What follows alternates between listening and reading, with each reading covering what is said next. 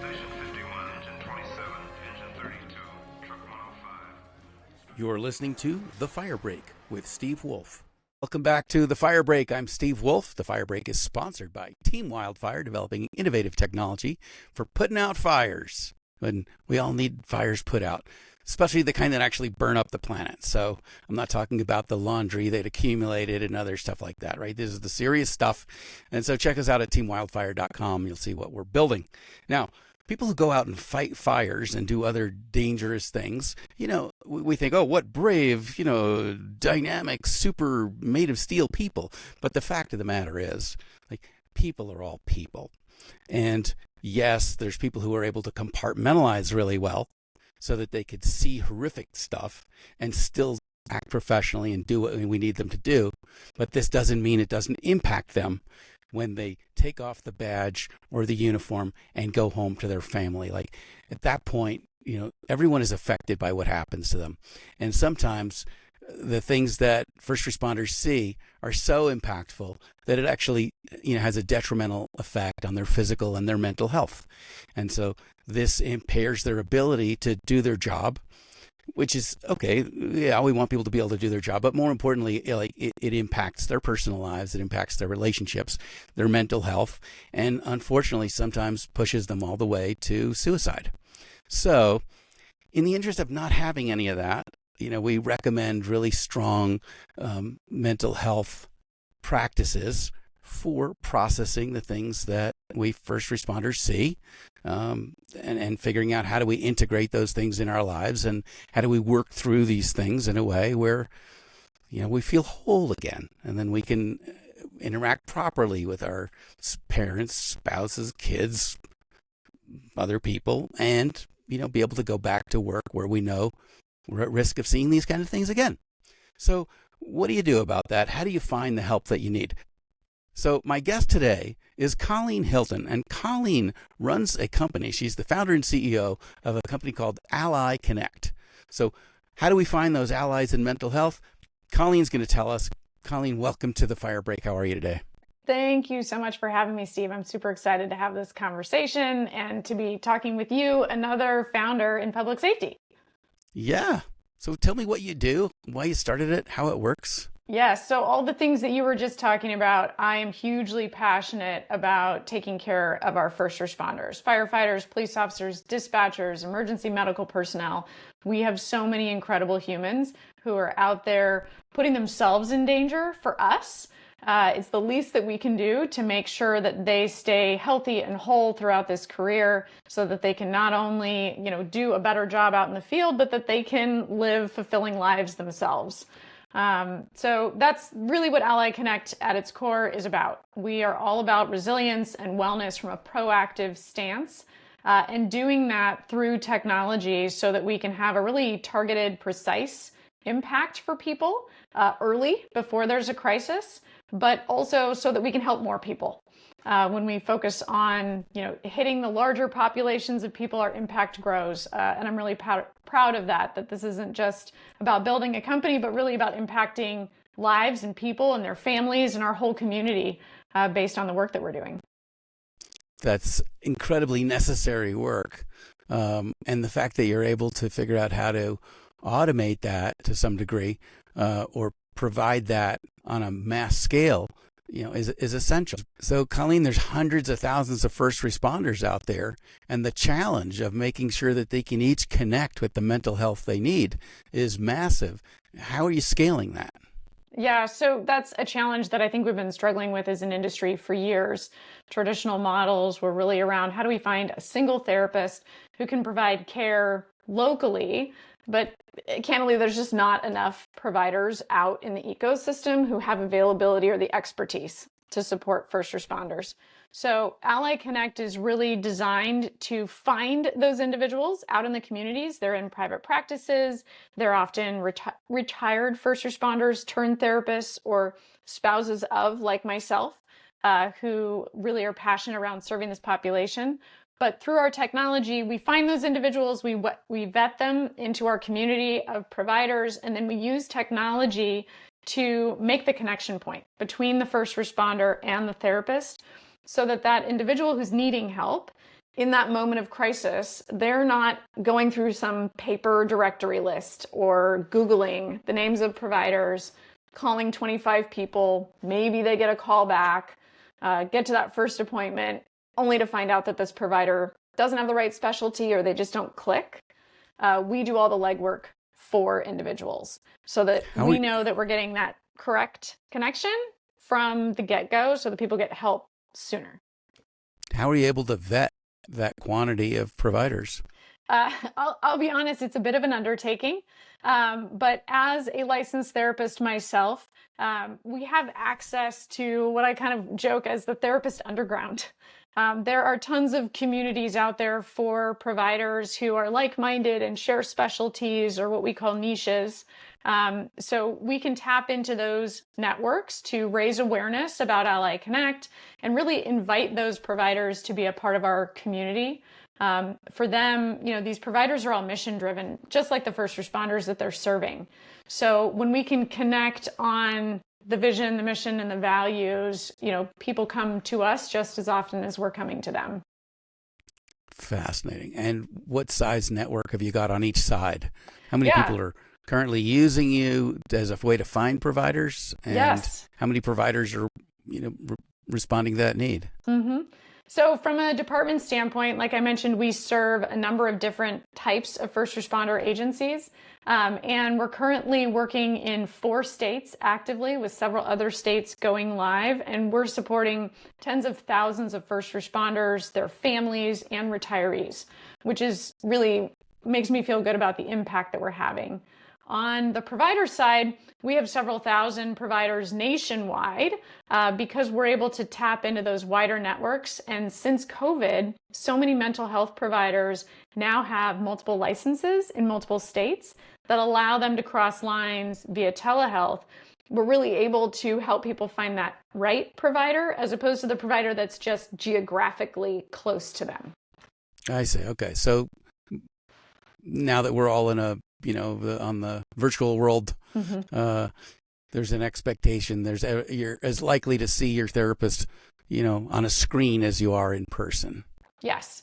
And I think there might be some hesitation with first responders to use a mechanism like this to work with a therapist because they were all on the front lines during COVID, right? They didn't go remote. They weren't, their lives weren't drastically changed in the way that many, I'm going to say like mental health professionals had their lives changed. So we do a lot of support and education around how working with a therapist via telehealth is actually as effective as working in person, and sometimes even more effective because you can get access to a provider who has a specialty that you otherwise wouldn't be able to work with just from a geography standpoint. It's fascinating. That's the necessity for what you're doing is obvious. Yeah, thank you. Now, in terms of how one accesses therapists through Alli Connect, is that something that's done at a department level, or is this something that anybody listening to this show could access you? Yeah, so right now we're working at the department level, the city level, and even in some areas at the state level. So we love talking to police and fire chiefs. I know there's thousands out there who are as mission driven as we are around wellness and taking a proactive approach. But we have this great impact when we partner at that level because we can support not only their employees, but the family members, their retiree communities. And in a future state, I would love to be working with organizations that can help us get to people on an individual level. There are so many cool emerging technologies, candidly like yours, that would allow us to, tap into people at I'm going to say the iPhone level, the Oura Ring level, some of those biometric tools that are out there that I think could, reach even more people. So let's say you connect someone to a therapist. Mm-hmm. The nature of both the first responder environment has changed. Mm-hmm. And the types of challenges that first responders are facing. What about therapy? Has therapy changed? Has it been able to keep up with the needs of clients, or are we still largely doing what we did before? Is the correct answer yes and both almost? Okay. So therapy as a science and mental health, we know so much more now than we did, 5, 10, 20 years ago when I first got licensed, which is great. We understand better connections between physiological changes and mental health changes. And so we've been able to develop what are called modalities of treatment that can be much more effective, both in the short term, but also in kind of the depth of the impact that they have for people. Specifically with first responders, a lot of times we employ techniques like EMDR, brain spotting, and those types of things that really tap into the neurological science of how trauma might embed itself into literally what could be a traumatic brain injury if it was left untreated. So we have all sorts of cool advances in that way. At the same time, the magic of what makes mental health care work is still the human connection that we build with our therapist. So it's not about, did I find the right person who can do EMDR because I'm experiencing trauma? It's about, I need to find the right person, if that makes sense. And they need this skill set secondarily. Because if we don't trust our therapist, if we don't feel that we're in a safe space, if we don't feel that we're understood humanistically, we're not going to be able to open up in a way that makes that treatment effective. So it's this kind of perfect blending, if you will, of the human experience that remains largely unchanged in many ways for centuries with the new science that we have available around treatment. So this is very much along that lines of they don't care what you know until they know that you care. Exactly. That's a great way to put it. Okay. So have there been clinical studies measuring the outcome differences between in-person and virtual therapy? There have actually, and these are prior to even COVID. Telehealth was available for probably close to 10 years prior to COVID, but it just wasn't really utilized in larger healthcare, candidly, until we needed it. So there's a lot of studies that show effectiveness around talk therapy, like cognitive behavioral therapy and whatnot, that show it to be equally as effective. All this with the asterisk point that therapy only works if people stay. And people stay when they feel connected. So it really does all come back to, I need to find the right therapist who can make me want to invest in a safe way in the process in order for that therapy to be effective. So to what degree does something like speed dating exist, where there's no expectation that you're going to continue the relationship beyond that first call, so that people can experiment or meet a few different therapists and see who they click with? Yeah, so there is a practice in some places, and many therapists differ on this, around providing what I would call kind of a 15-minute free consultation. But I'll use your example or parallel to speed dating. Are you necessarily going to know in 15 minutes if that provider or that potential date, if you will, is the right person for you? Probably not. You'll know if they're the wrong fit because that's going to be really obvious. But what we see statistically is that there's about a 60% drop-off for clients in therapy after the first session. I'm going to call that like the obvious mismatch effect, right? I showed up, it was very clear very quickly that this is not my person, so I never came back. But there's kind of a short-term delay factor that also has a significant cliff to it, where after the third session, we see a massive drop-off in treatment adherence. And what we know statistically is that only about 19% of people who start therapy successfully stay using our traditional methodology of, I'm going to call a bunch of people and see who's the right fit. One of the things we're trying to change with Alli Connect is improve those numbers, because every time we miss, especially with first responders, timing is so important. And first responders are so resilient inherently that when they ask for help, they need it. We cannot fail them in that moment. So with Alli Connect, we use artificial intelligence, machine learning, aggregating massive amounts of data on both sides so that we can make more accurate connections. And what we see is that 88% of the time, by comparison to about 40% of the time, we can get a person to the right therapist the first time. So we're eliminating trial and error and we're eliminating the potential trauma, candidly, that goes along with the speed dating effect that a lot of people use for therapy. That's huge numbers. So you're basically quadrupling the success rate of pairing people to the right therapist. Absolutely. And the concept of geography, I'm not going to say, oh, how can I find the right therapist in Boulder? The right therapist for me, might be in Botswana. I mean, right. And your database is going to know that. Yep. Through the pairing. So, yeah. Sorry. Go ahead, Steve. Oh, so I was going to say, so what's the data collection process on the individual? Mm-hmm. What do I fill out that allows you to know who the best therapy for me is? Yeah, so this is where things get a little like techie in the background. And candidly, I'm the therapist brain. My co-founder is our techie brain on all these things.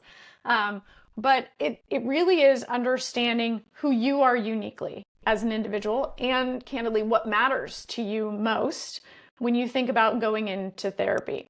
So we do a lot of data collection around our therapists, not only kind of the logistical factors around insurance and location, what I call clinical factors for what do you specialize in, what is your training in, what type of license do you have, but tons of information around human factors. Everything from therapeutic style, personality, lived experiences, things that we know actually allow individuals to click more quickly into a relationship. Then when you as a user come through our technology, we use all of that information and kind of cross-reference it across what you're looking for in a therapist. So it's actually a very conversational technology that says, hey, Steve, we want to help you find a therapist. Answer a few questions about what you're looking for in this perfect therapist. Now we're going to have you prioritize those things. So using that, we can not only know what categories of things are most important, but in what order, and then tap into our database to make limited matches. So you're not presented with a dump list, for lack of a better term, but only really high quality outputs so that you can be confident that the people that we're presenting to you are a high likelihood of being the right fit. And then our tech actually even facilitates all the introductions and the initial scheduling so that you don't have to go back to that, well, now I got to pick up the phone and make 25 phone calls. It all happens at the click of a button within minutes. So what Alli Connect knows about me that allows them to pair me with the right therapist is a self-reported list of what I believe my needs to be from an interactive conversation with an AI. And then that quantifies me. Well, and candidly, what you want in me. What I find is that most users or most individuals, when they're looking for a therapist, they might not know exactly what they're looking for, but they know what they don't want. When we have conversations with first responders, they'd say, I could never work with a male therapist. I think I could only be emotionally vulnerable with a female therapist. Or I really need somebody who's going to hold my feet to the fire as an accountability partner, those types of things. So those are the indicators that we're looking for. And those are the indicators that we're looking for in terms of what they want in a therapist. It can actually be the negative, which helps point us in the right direction through the AI. I see. So I'm wondering, I always thinking about the future. So I'm wondering, in some future iteration, whether you might get a more accurate, bead on who this person is and what they might need if your AI was able to, do its own dossier on the person, where you provided your Facebook and your Instagram and your LinkedIn information. It goes back through years and it sees, what are you posting? What are you commenting on? What type of vocabulary do you use? And then it could put together maybe a much more complete progression. It could look for keywords in the things that you post and then, further sharpen its perception of who you are.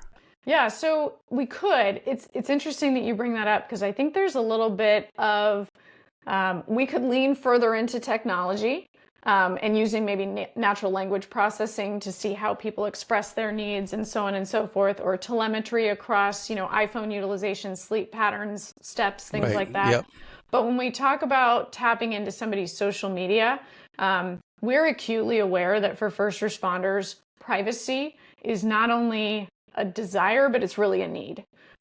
We have to create safe spaces for police officers and firefighters. And even social media is not always a safe space for those individuals. So as we look to grow and continue to build our technology to support these individuals, kind of one of our guiding lights or lighthouses, if you will, is always around protecting confidentiality, privacy, and social media companies aren't always great about doing that. So I think our forward growth will be in partnering with organizations and technologies that have that same shared value for us, so that we can make sure to always create safe spaces for our first responders. Okay. So in the future, that might be like an opt-in thing where you would say, hey, we can be 5% more accurate with finding the right therapist if we have access to this, Right. and then 5% more with that. And then people could opt in or not if they wanted the AI to be able to take a deeper dive on them. Yeah, absolutely. Transparency, it goes along with that privacy and that confidentiality. We have to empower first responders, and we're not going to do that if we're not creating a genuine relationship as Alli Connect with their organization. So that kind of transparency, you're hitting on one of the other values that we have around everything that we do. So do you think it comes as a positive or a negative that Alli Connect is referred to the end users through their employer? So at this point, it's been a Or positive both? for us. The end users and first responders right now typically only have access to what's called an employee assistance program, or an EAP. Many agencies are putting together peer support teams. All of that is great. But those are all programs that are embedded with the department. As a third party with Alli Connect, we can hold the data separate. We can hold those relationships separate. And the information that we have, even as simple as the quick accessing of our technology, we can protect from things like subpoenas and records requests in a way that maybe some of these internal programs can't typically protect the officers and the firefighters. So for us, That's a fascinating benefit right there. Yeah, we see it as an advantage. Yeah. Again, it's all about safe spaces for first responders. They're incredible humans, but not universally well loved in many places. So we're always wanting to think about, their perspective first in everything that we do. Right. And those public perceptions, vary widely. And there's some people may have one type of strong reaction to police officers versus a different reaction to firefighters. Absolutely. Versus a different reaction to paramedics. Yep. So that sensitivity is well needed. It's key. Right. And surprisingly, there's places where the firefighters get shot at. So, right, where you never know what the local animosities are going to be, and how those impact the pressures, on the people performing those jobs. Absolutely. So tell me about what we call adoption. How are you getting the word out, and how are agencies, interacting with you, and how do they sign up? What makes them sign up? You talked about the success rate, of using your methodology to connect people to therapists being, 4 times more effective. What are the things that make you more effective in closing contracts with the agencies that you serve? Yeah, that's a great question. We're sitting at a really unique time, I think, in first responder culture, if you will, where we're really taking an industry-wide approach to tackling mental health stigma and focusing on wellness. We're very fortunate, and I'm very fortunate to be able to be a part of leading that conversation. So we're really active in both local, regional, and national conferences. And we've been able to build tremendous partnerships and channel partners with other aligned companies that are taking a really proactive, wellness-first approach to this problem. So candidly, many of our now customers, we meet at conferences, and it's over a very genuine conversation of shared mission, vision, and values. I was just at the IACP Wellness Conference in Louisville and had tons of amazing conversations from peer support leaders and chiefs and assistant chiefs who have all been personally touched either in their personal lives or at their agencies around a mental health crisis and are just really excited to do something different. Alli Connect is kind of a breath of fresh air in this market. There are other wellness solutions out there, but most kind of focus on what do we do after a firefighter has experienced a crisis. Maybe there's been a critical incident, they've been exposed to a tremendous trauma, and we know we should do something. So, hey, let's give them a self-assessment or let's refer them out for a wellness check. We're really unique in that we're trying to go upstream to the problem. First responders join incredibly resilient, and we work hard as departments to screen for resilient, strong individuals, but we have to keep them that way. So we're really focused on how do we keep people in this really healthy space and provide the intervention earlier if needed. So that's been a huge differentiator that is really resonating with leaders in the space who candidly, they want to take care of their people. And most chiefs do. I don't think I've met a chief who was like, oh no, wellness isn't important to me. It's just, there's a lot of timing to this, and I feel very privileged to be a part of that conversation, leading the charge around reducing stigma, because we have so many people who are impacted, departments, families, individuals. And in my mind, this really isn't something we can ignore as an industry anymore. We have to start doing things differently because it's literally saving lives. Yeah, you'd be hard pressed to find a fire station that didn't have, workout equipment in it. Absolutely. A weight room, a bench, that stuff, to take care of just, the first responders' musculature. Yep. And now, what we're hoping is that we'll see it'll be just as prevalent that they have access to the right mental health care. Yeah. And right? We're seeing that, Steve. There's the weight bench and there's the therapist, and you can spend 40 minutes with each of them.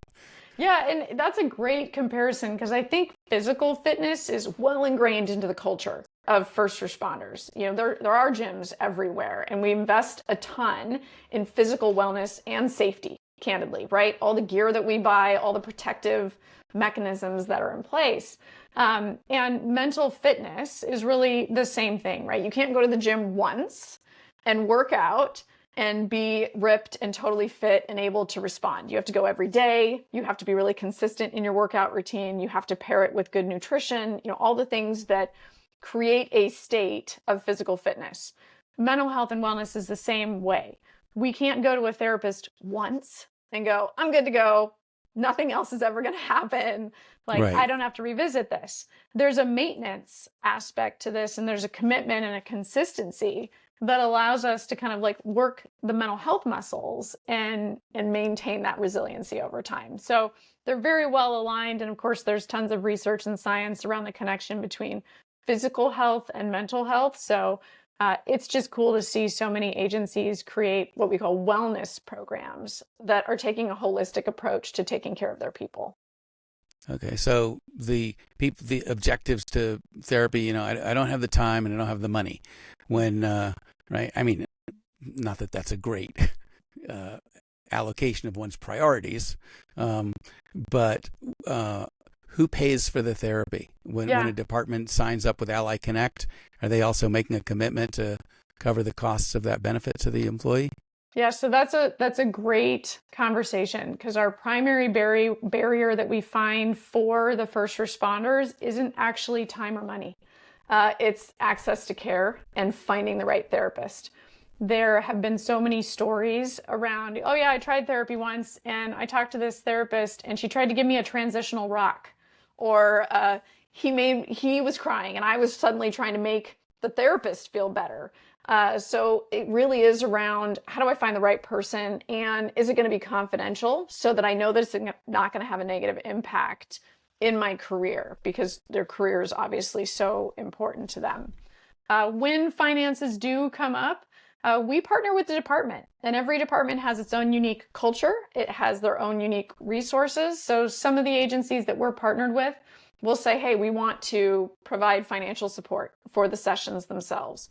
Others will say, hey, a firefighter can use on-shift time to access an appointment. We really want to help agencies build a program that works for their unique team. So we can, I'm going to say, right size our relationship with them in whatever way we need to. Wow, fascinating. What are the challenges that you find in terms of your success metrics, right? I'm guessing like if you are able to create a system that helps pair responders with the help that they need or with the right therapist, like that's a win for you. But it doesn't become a win for the end user until that therapist has provided them the help that actually helps them say, hey, I feel better. I'm better able to do that. How do you interact with those follow-on metrics? Yep. So we actually don't get involved in the confidentiality of the treatment itself. We are not at the individual level, but right, not at the individual at the level. aggregate level. Yep. We look at how many people get connected to a therapist. Do they stay? Do they report back that they have a good relationship and they intend to continue on with those therapists? Because again, we don't want to tap into anybody's clinical data or anything that would be considered personal. It's interesting when you talk about like return on investment or when do they start to see benefit. Individual participants in therapy across the board often start to see improvement in whatever problem or symptoms they've presented with in about 6 sessions. So whether you space those out or whether you kind of put them really tightly together, that 6-session mark can often be the point at which we say, oh, I'm starting to feel better, or I have better awareness, or I'm not as anxious. From I'm going to say relief of symptoms, we see that at about the 15-session mark. So again, are we cramming that into 15 days, 15 sessions? Probably not. Logistically, that would be a challenge. And candidly, I'm not sure most people could process that much information. But in a weekly cadence, you're looking at somebody feeling markedly better in only 3 months, which is huge. And then when you correlate that back to their role at work, if they're less anxious, they have less instances of degraded decision making, so they can better function on the job. They can be a better team member to their coworkers. All the impacts, it just continues to get better from a cultural standpoint. If they have a positive experience in therapy, they often become a champion for mental health and fitness with their colleagues, saying, hey, Absolutely. I tried it. It actually works. Which gets other people to lean into that type of thing. So it creates a flywheel effect. So it really is just how do we get those first, typically younger firefighters and officers, millennials and Gen Zers are very positive and very open about their desire to take care of themselves. And we want them to be advocates with maybe some of the older generation like myself. I'm a Gen Xer. There's some existing stigma around suck it up, buttercup. And that's the stigma that we're looking to change.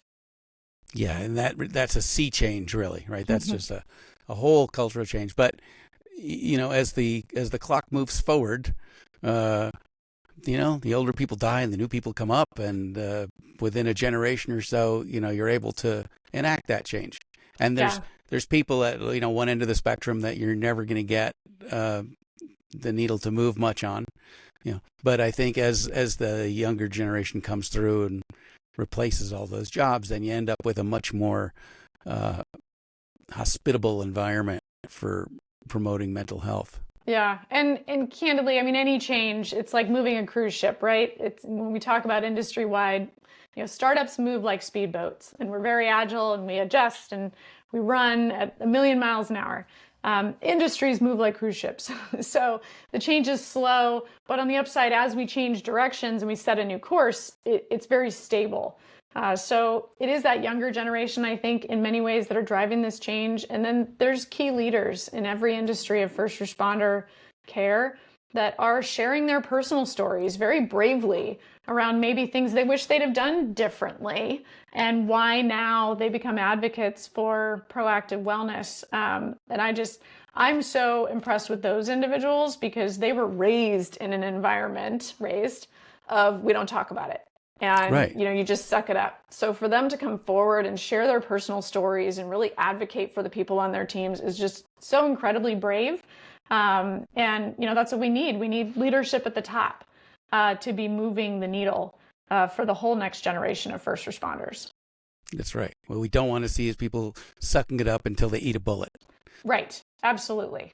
Right, because things are changing internally, whether you want to fix them, acknowledge them, look at them or not. And like the experience, the lived experiences, cannot help but impact what's going on between your ears. Absolutely. I mean, it creates, again, we go back to safety, right? If my Yep. chief or my assistant chief is willing to say, hey, I struggled and Yep. this was what happened, we create a safe space for that young person, or even, somebody lateral to them to say, oh, well, if they're talking about it, maybe it's okay for me to talk about it or take an action too. So the leadership really has to set the tone, talking about their own struggles, making a safe space for the troops to come in and talk about their issues.